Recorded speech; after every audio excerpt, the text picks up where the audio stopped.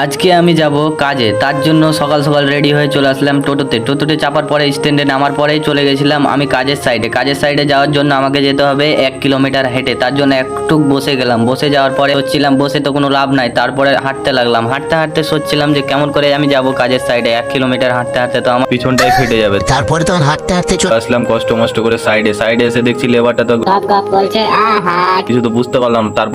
তারপরে দেখছিলাম যে বাঙালি ভাইয়ের সং দেখতে চালু করে দিয়েছে। তারপরে বাঙালি ভাইয়ের সং দেখার পরে আমি দেখলাম যে মেশিন গুলো সব ছিটাবিটা ছিল। তারপরে আমার মাথা নষ্ট। তারপরে তখন দেখছি যে মেশিন গুলো গুটাই টুটাই অন্য সাইডে চলে আসলাম। ওটা সাইডে আজকে কাজ হবে না, কেননা লাইটটা জমার চলে গেছিল। তারপরে এখানে চলে আসলাম, তো এখানে দেখছি 3 ইঞ্চি আউট ওয়াল। তারপরে ওয়াল ছেড়ে দিয়ে আমাকে দিল চাইটাই খেয়ে দেখলাম মশলা বানানোর রেডি। তারপরে মশলা বানানোর পর আমরা সোচছিলাম যে ওয়ালটা ঠিক করবো, কিন্তু না, মালিক বলছে যে বললো হাজিরি দিব না। তার জন্য আমরা ছেড়ে দিলাম। ছেড়ে দেওয়ার পরে আমরা লেগে গেলাম আপনার নিজের কামে। তারপরে নিজের কামে লাগার পরে টাইলস ঠুকে বার করার পরে আমি দেখলাম যে ওয়ালটা চালু করার পর কমপ্লিট করে দিলাম। তারপরে চলে গেলাম আমি মশলা বানাতে, কেননা মশলা বানিয়ে টানিয়ে আমাকে গেলাম। তারপরে মুখ হাত ধুয়ে আমি খাওয়া দাওয়া করার জন্য রওনা হয়ে গেলাম। খাওয়া দাওয়ার পরে আমি চলে আসলাম কাজ করতে। দেখছি যে বালু মশলা ফেলে দিয়েছে, আমি উপরটা লাগাই দিয়েছিলাম, আগে তোমাদেরকে দেখাতে পারিনি। পরে আমি এখানে রেডি করব, তো দেখতে পাচ্ছ আমার একদম পসিনা হয়ে গেছি, কেননা অনেক গরম পড়ছে, একদম অনেক হওয়ার সম্ভাবনা ছিল। পরে আমরা দেখছি যে সন্ধ্যাবেলায় এখানে কাজটা আমার ফাইনাল হয়ে গেলো। ফাইনাল হওয়ার পরে দেখছি যে বৃষ্টি হওয়া স্টার্ট হয়ে গেছে। বৃষ্টি হওয়ার পরে আমি চলে গেলাম